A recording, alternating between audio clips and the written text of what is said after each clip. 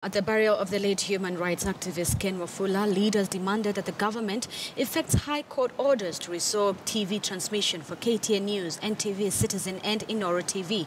Senator Moses Wetang'ula promised his supporters that they are working on a plan to swear in Kalonzo Musyoka as the people's deputy president. Waandishi wa habari, president anawafukuza katika mkutano wake.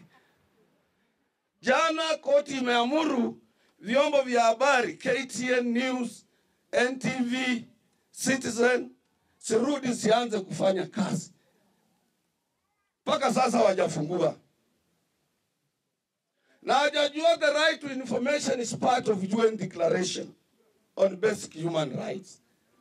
Kenya is going to be named at the international level. Tunaenda kuwapisha Kalonzo. You are going to see it. Sisi si wajinga.